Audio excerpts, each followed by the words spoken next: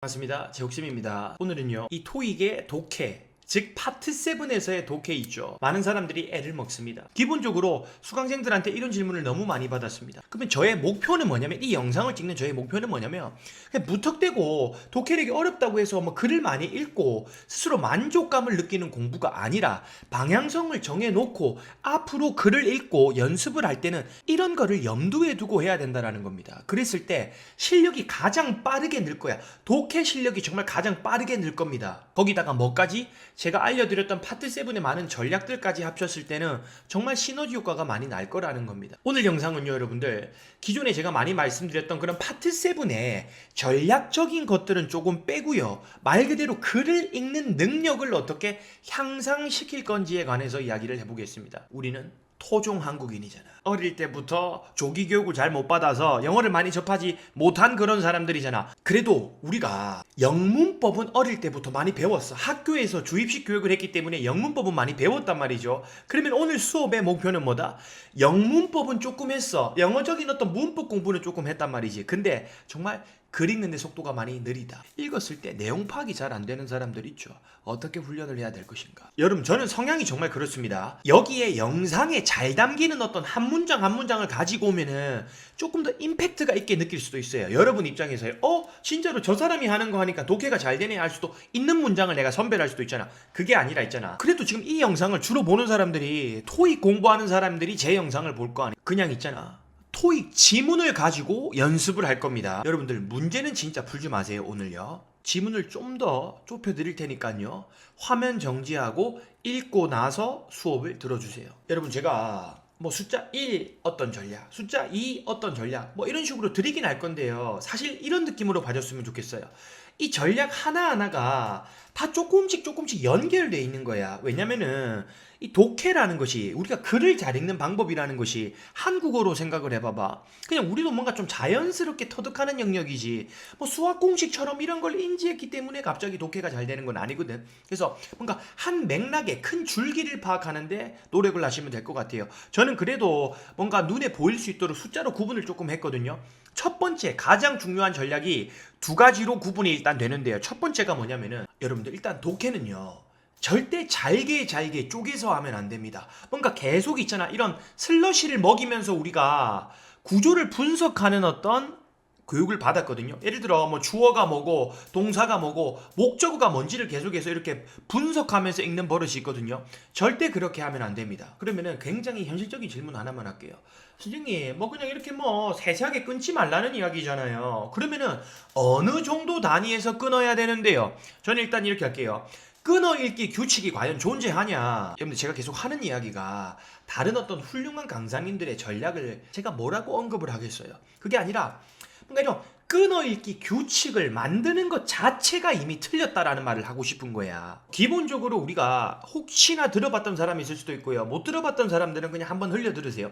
이런 끊어읽기 규칙이 있어요. 예를 들어 뭐 전치사에서는 끊어라, 접속사에서는 끊어라, 관계대명사가 나오면 수식해주는 거기 때문에 끊어라, 그리고 뒤에 분사가 나와서 후치수식하면 끊어라, 투부정사가 나오면 끊어라, 뭐 이런 규칙들이 있거든요. 일단 여러분들, 이런 끊어읽기 규칙을 만들면 당장 아무것도 모르는 입장에서 뭔가 팁을 얻은 것 같기 때문에 당장 이 영상을 볼 때는 도움이 될 수도 있겠다. 그리고 이런 것들이 적용되는 예문들을 가지고 오는 순간 뭔가 포인트가 있어 보일 수도 있잖아요. 이런 거 진짜로 하지 마라.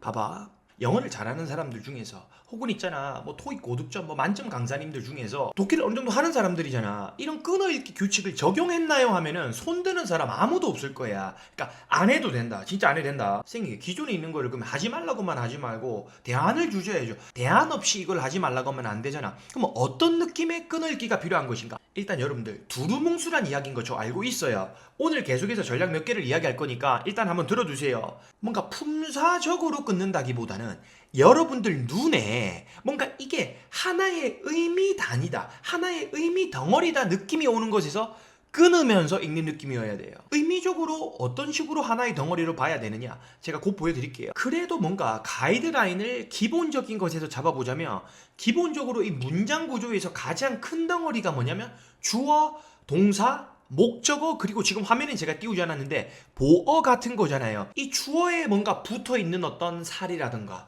목적어에 붙어있는 어떤 뭐 후치수식 구조라든가 보어에 줄줄 딸려 들어오는 그런 것들을 하나의 큰 의미 단위로 인지했을 때 읽기가 빨라진다라는 거예요. 여러분들 이 주얼러스가 있잖아. 어디 위치해 있는데 여기에 위치해 있지. 여기에 위치해 있는 이 주얼러스가 계획을 한답니다. 동사가 나오고요. 뭐 확장하려고 뭐를 partnerships를 여기 몇 달 내로 뭐 이런 식으로 여러분들 계속해서 끊으면서 갈 필요는 없다라는 거예요. 그러면은 제가 말하는 하나의 의미 단위가 뭐냐면은 그냥 이 업체잖아, 업체. 이 업체가 뭐 하려고 하는 거야. 그냥 요런 것들이 어떤 느낌이냐면 있잖아. 살짝 블러 처리가 되는 거야. 뭔가 이 어떤 명사의 주어 역할을 하는 이 주얼러스에 자연스럽게 따라오는 하나의 덩어리 개념인 거지. 굳이 여러분들 이 지역 이름을 딱히 이렇게 쳐다보지도 않아요. 왜? 자연스럽게 의미 단위가 이 주얼러스가 중요한 거니까 지금은. 이 주얼러스가 계획한데 뭐를? 계획한다까지 잡았잖아. 그런 다음에 이 뒤에 나오는 것들이 사실상 거의 하나의 덩어리 역할인 거야. 왜? 어떤 계획을 하고 있는지를 하나의 의미 단위로서 그냥 인지만 한다라는 거야. 계획한다, 확장하려고 파트너십을 몇 달 내로 이게 아니라 그냥 이거야. 얘는 어디 위치에 있는데 확장한다, 이제 파트너 늘리네. 그냥 이런 느낌인 거야. 얘는 곧 파트너를 늘린다라는 게 하나의 의미 단위인 거야. 그냥 끊지 않았어. 쭉 밀고 가는 거야. 여러분들 그러면 이 타이밍에 두 번째 팁을 일단 공개를 하면서 1번 팁이랑 계속 연관을 시키겠습니다. 두 번째 팁은 뭐냐면은 무조건 좌에서 우로 가야 됩니다. 이게 한국어 어순과 영어의 어순이 조금 다르단 말이야. 그래서 계속해서 있잖아. 읽다가 뒤에서 당겨서 오는 버릇이 있거든요. 특히 누가 있는 줄 아나? 영어를 어느 정도 이해하는 사람들이 뒤에서 뭔가 당겨서 앞에 거랑 합치려는 버릇이 있습니다. 정말 현실적으로 하고 있어요. 계속 토익 지문만 가지고 하고 있다. 예를 들어 여러분들 이 this로 시작하는 어떤 예문 한번 읽어보세요. 그럼 여러분들 이게 뒤에서 당겨오는 한국인들의 버릇이 왜 그러냐면은 한번 가볼게. 예를 들어 이게 뭐 관계대명사라는 게 하나 묶여 있는데 이러한 어떤 향상들인데 어떤 향상들인데 포함 안 돼요. 새로운 어떤 창문들 그리고 단열재 그리고 외부의 문들을 포함하는 다시 뒤로 당긴단 말이야. 요런 것들을 포함하는 향상들은 이제 다시 또 동사를 보기 시작하는 거야. 동사를 받겠지? 학교 여기서 또 땡긴다. 어떻게 땡기는 줄 아나? save 뒤에 the school district까지는 해석이 자연스럽기 때문에 땡기지 않아. 그냥 아껴줄 거예요. 뭐를? 학교 구역에게 거의 45%를 아껴줄 거래. 어디서? 하면서 구조를 못 보는 순간부터 뒤로 갔다가 오는 거야. 문장의 끝에서부터 다시 끌어오는 버릇이 있는 거야. 어떤 식으로? 히팅? 뭐 난방하는 건가? 냉방하는 비용? 난방과 냉방 비용에서 45%를 매년 이 구역에게 아껴줄 거야. 뒤로 땡긴단 말이야. 이런 식으로. 여러분들 말은 바로 할게요. 뒤로 땡겨서 해석만 잘 된다면 문제는 없는 거잖아요. 그래서 어릴 때 선생님들이 왜 뒤에서 땡기라고 했냐면은 이렇게 하면은 뭔가 해석이 조금 잘 되는 맛이 있어. 한국인들의 어휘 구조에서는 말이야. 근데 왜 안 되는데? 왜 이렇게 연습하면 안 되는데? 시간 없다면서. 어떤 느낌이냐면 그냥 이렇게 계속 가야 되는데 읽다가 막혔어. 그럼 뒤에 가가지고 또 여기서부터 끌어와가지고 막 의미를 연결한다라는 거죠. 근데 간략히 왜 이렇게 됐는지를 분석을 해드리면요. 한국은 있잖아. 지금 제가 이거에 정형화된 한국어 해석 버전을 보여드릴게요. 정말 여러분들 제가 해석한 게 아니고요. 해설서에 있는 해석본을 그대로 가져왔어. 여기서부터가 이 위에 대한 해석이라고 보면 되거든요. 어떤 거냐면 이미 번역을 할 때부터 뒤에서 땡겨서 해석을 해놓는다라는 거야. 어떻게? 여기서부터 해석을 하고 있잖아. 이 해석이 시작이 뭔지 아나? 여기서 시작이잖아. 새로운 창문, 단열재, 뭐 현관문을 포함하는 개선책은 나오고 있잖아. 그럼 또 뒤로 간다니까. 난방, 냉방이 먼저 막 나오잖아. 그러니까 이런 식으로 계속 있잖아. 뒤에서 끌어오는 버릇은 절대 안 됩니다. 그럼 선생님, 당신은 어떻게 하는지 보여주세요. 또 3번에서 또 이야기한다. 조금 투박하더라도 앞에서 밀고 가는 느낌 뭐냐면 향상을 했네. 이 향상은 이 새로운 문이나 단열재 그리고 외부 문을 포함하는 건데 이렇게 하는 것이 아껴주네. 학교 구역한테 약 45%나 아껴주네. 매년 어디에서 요런 거 난방이나 냉방에서 아껴주네. 이런 식으로 그냥 앞으로 쭉 밀고 들어가는 거야. 어떻게? 스스로 정리를 해가면서 뒤에서 땡겨서 정리하는 게 아니라 그냥 앞에서 물면서 계속 스스로 정리하면서 그냥 쭉 가는 거야. 여러분들, 그리고 이 세 번째 팁이 제가 현장에서 많이 미는 건데요. 절대 해석은 있잖아. 이쁜 말로 뭔가 정형화된 말 있잖아. 뭐 정말 꼼꼼하게 완벽하게 해석하는 거 아닙니다. 어떤 수강생이 와가지고 이러는 거야. 선생님, 제가 있잖아요, 어디서 이렇게 들었는데요, 스크립트랑 최대한 비슷하게 해석을 하라고 하던데요 하는데, 여러분들 정말 큰일 날 일입니다. 왜냐면은 이 어떤 어휘를 바라봤을 때 여러분들이 바라보는 해석과 제가 바라보는 해석이 다르잖아요. 예를 들어 봐봐봐, 히팅과 쿨링을요 그냥 난방과 냉방이라고 바로 나오잖아. 근데 여러분들이 만약에 난방과 냉방이라는 어떤 느낌이 안 왔어, 난방과 냉방이라는 단어가 생각이 안 났어, 근데 지금 히팅과 쿨링의 느낌을 알잖아. 뭐 따뜻하게 하고 차갑게 하는 비용인 거잖아. 그냥 그렇게 하고 넘어가면 돼요. 뭔가 이 어휘의 정형화된 어떤 것으로 바꿀 필요는 전혀 없다라는 거예요. 계속 독해가 막히고 속도가 오래 걸리는 이유는 뭐냐면 완벽한 번역을 하려고 하기 때문이에요. 여러분들 어디에 국제회의에 누구의 엄청난 어떤 국가의 유명한 사람의 통번역을 하러 간 게 아니잖아. 통번역을 하러 갔으면은 이 어휘의 어감의 차이가 존재하면 안 되기 때문에, 즉 오역이 있으면 안 되기 때문에 굉장히 정형화되게 번역을 해야 되겠죠. 그런데 우리가 아는 거는 번역이 아니라는 거야. 자, 네 번째 팁을 가기 전에 다시 말합니다. 좌에서 우로 가야 되고 큰 단위로 파악을 해야 돼. 지금 큰 단위로 파악하는 게 뭔지에 대해서 조금 더 계속 구체화하는 과정입니다. 다른 팁들을 보면서 저는 결국에는 문장 구조에 대한 이해가 있어야 된다고 이야기를 해요. 저는 있잖아요, 모든 수업에서 첫 수업 시간에 뭘 하냐면 문장 구조에 대한 설명을 합니다. 굉장히 애를 많이 씁니다. 이게 이렇게 얘기하거든요. 파트 5에 한 문제, 빈칸 한 문제를 맞히기 위한 문법이 아니라 결국에 독해를 위해서는 이 정도는 배우고 들어가야 된다라고 이야기를 합니다. 어떤 느낌이냐면 조금 더 각을 좁혀야 되잖아. 동사 하나가 길을 빡 열어주는 거야. 예를 들어 여러분들, 이 문장에서요, 이 grant라는 동사 있죠. 이게 갑자기 제가 지금 여러분들 자꾸 문법 하고 싶지 않습니다. 그런 의도가 전혀 아니다라는 거 알 거예요. 얘가 사형식 동사로 사용된다라는 걸 알잖아.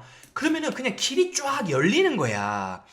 그랜트 하나를 보는 순간부터 뒤에 목적어 두 개가 딱 와 있다라는 걸 아는 사람이기 때문에 해석을 빵빵 바로 갈길 수가 있다고. 이거는 주겠네.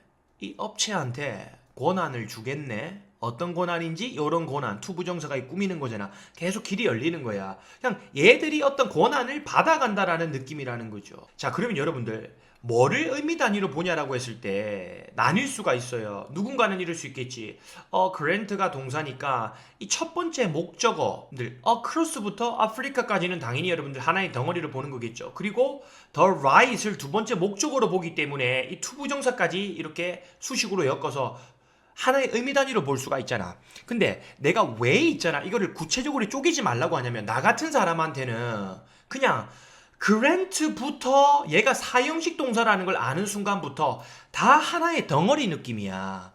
그냥 이쪽 지역에 있는 얘들한테 요렇게 할 수 있는 권한을 준다가 그냥 하나의 의미 단위로 파악이 되기 때문에 독해가 조금 빨라질 수 있다라는 거예요. 제가 여러분들 다른 거에서는 방점을 많이 찍진 않겠습니다. 뭐 주어, 목적어 이런 거엔 방점을 안 찍을게요. 동사만큼은 꼭 파악을 하고 가야 됩니다. 이 동사가 독해에서 가장 중요하다. 이 동사가 모든 길을 다 열어준다고 보면 된다. 그래서 우리가 해야 되는 일이 뭐다? 각 형식 동사들에 대한 인지를 하고 있어야 됩니다. 1형식, 2형식, 3형식, 4형식, 5형식 동사들에 대한 인지가 어느 정도 되어야 합니다. 다양한 지문을 보여드리려고 노력을 하고 있습니다. 이중 지문에서요, 이중 지문의 이 첫 번째 지문을 한번 보도록 하겠습니다. 여러분들 뭐 이런 것들을 같이 읽었다고 치고요, 두 번째 단락 한번 읽어볼게요. 이 여기에 오너인 이 사람이 최근에 받았단다. 뭐를? 보조금을 받았대. 이런 역사적 빌딩을 향상시키는 거에 대한 보조금. 이 보조금이, 근데 보세요, 이 allow가 뜨는 순간부터 길이 열려야 된다라는 거야. 왜? 얘가 5형식 동사인데 목적어 보호자리에 투부정사 가지는 거는 당연하잖아. 누가 분명히 이럴걸, 선생님 allow가요 그냥 허락하다라는 뜻으로서 목적어 하나 받을 때도 있잖아요. 독해 조금 더 해봐봐. 거의 안 쓰는 수준이다. 5형식 때문에, 5형식이기 때문에 살아가는 동사 느낌이다. 그래서 길이 열리는 거야. 헐에서 끊기는 게 아니라 투부정사 목적어 보호까지 그냥 자연스럽게 쭉 따라 들어오는 거야. 이 보조금이 허락하는 거야. 그녀가 뭐 하도록? 이 오래된 빌딩의 인프라스트럭처를 업데이트하도록 보조금을 받은 거겠지. 그 여러분들 똑같은 내용이 나와서 하는 건데, 이 so 뒤에 예문 하나 봐봐. so 뒤에 이 시장인 이 사람이 encourage도 똑같잖아요, 여러분들. 오형식이잖아. 문 바로 열어줘야지. 이 시장은 있잖아. 그녀가 뭘 하도록 장려해 주는데 그랜트에 지원하라고. 그래서 이런 식으로 뭔가 계속해서 동사가 길을 열어줘야 되는 느낌입니다. 제가 이제 독해를 이제 850방 같은 수업을 할 때 현실적으로 저는 이렇게 독해를 합니다 하면서 계속 보여주려고 노력을 하거든요. 그러면 수강생들이 이제 이런 질문이 파생됩니다. 영어로 읽으세요? 아니면 한국어로 이렇게 바꿔서 읽으세요? 혹은 막 있잖아. 선생님 막 있잖아요. 입으로 그냥 뭐 이렇게 중얼중얼 하시는 거예요? 아니면 그냥 머릿속으로 그냥 이해만 하고 넘어가시는 거예요?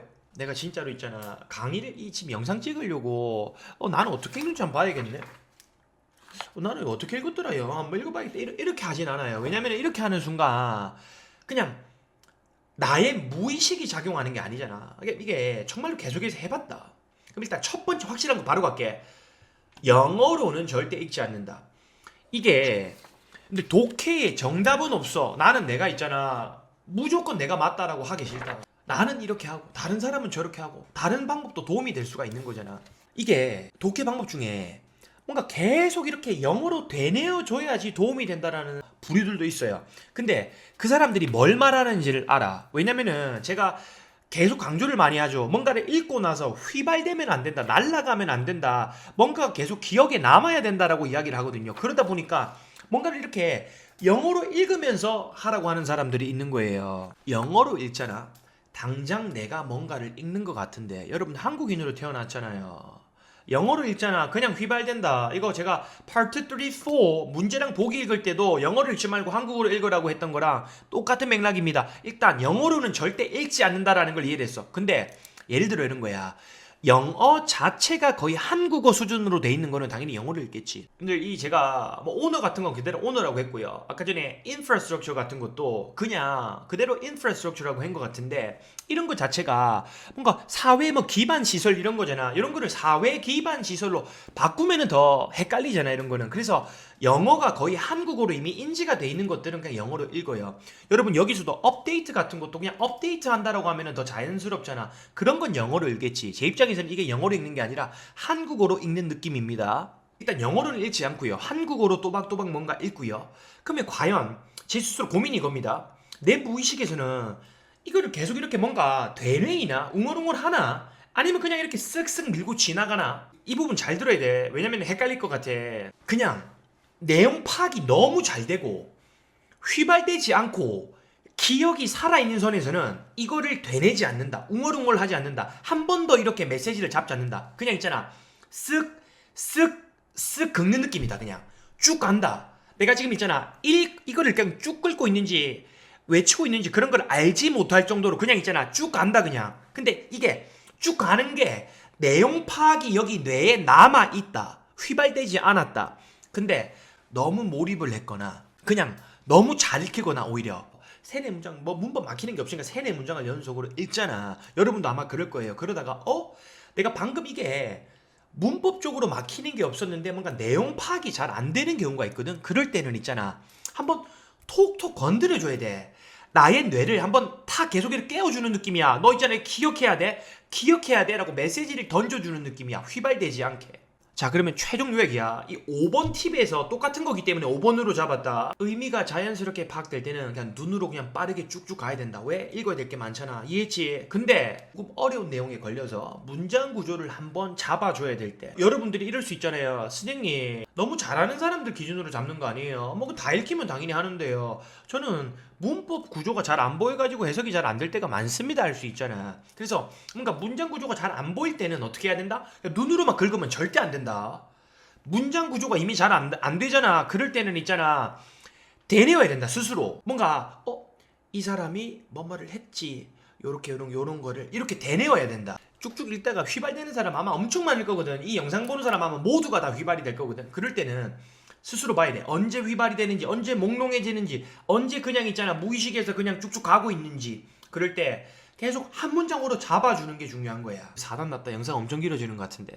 타임스 빌딩까지 여태까지 우리가 했던 거를 집약해서 제가 한번 보여드리려고 노력을 할게요. 변환됐네. 사무실 공간 34년 전에 바뀌어가지고 얘들이 지금 비어있네. 18년 동안 비어있고 이런 그림 같은 배경 어떤 강을 끼고 있는 어떤 배경에도 불구하고, 그리고 편한 위치도 있었는데 서브웨이 근처에 있고 이런 빌딩도 근처에 있고, 이 방금 5번 팁을 보여주기 위해서 방금 읽었을 때 한국어로 되뇌는 느낌이라면 이런 거잖아. 이 내가 평소에 하던 거를 끄집어내는 순간 조금 달라지긴 한다. 변환되었다. 사무실 공간으로 34년 전에 이 빌딩은 앉아있다 비어서 18년 동안 뭐에도 불구하고 어떤 그림 같은 배경이었던 강 근처에서, 그리고 편리한 로케이션. 이렇게 되뇌는 순간 오히려 좀 더 힘들어진다라는 거야. 너무 하나하나 계속 그냥 끈듯이 보고 있잖아. 여러분들 방금 이거를 읽어놓고 살짝 휘발이 안 되게 잡아주라는 게 어떤 느낌이냐면, 뭔가 환경적으로 괜찮은데 18년 동안이나 비어있다고. 모르는 어휘나 문법에는 절대 얽매이면 안 됩니다. 이제 편입생들, 고득점 받고 싶어하는 편입생들이 많이 물어봐요. 선생님은 모르는 단어가 없습니까? 그럴 리가 있나? 시험장 가면 모르는 단어 맨날 나온다. 내가 하나 보여줄까? 이거 아까 전에 여러분들 무시하는 게 아니라 왜 setfee를 모르는 줄 아나? 이거 여러분들 갑자기 setfee가 균일가래요. 균일가. 이게 균일가인지 내가 어떻게 아는데? 이 네이버에 검색해봐봐. 균일가라고 안 나온다. 근데 이 모의고사의 해석서에 균일가라고 나온다. 그러면 이 균일가를 모르면 틀리나? 아니 전혀 상관없다. 어떻게 하면 되는데? 뭐 셋이 뭐 이렇게 1위로 와서 뭐 설정된 비용 같은 느낌이 있겠지. 혹은 진짜 극단적으로 여러분들 입장에서 뭐 세팅하는 비용인가? 뭐 그렇게라도 하고 넘어가세요. 그냥 넘어가야 된다. 결국에 어떤 비용에서 얘들이 이 업체한테 권한을 준다라는 거야. 판매할 권한을. 뭐 이 정도 비용에 맞춰서 이 권한을 주겠다, 이런 맥락이 중요한 거잖아요. 아까도 여러분들 제가 이거 했잖아요. picturesque 있잖아요.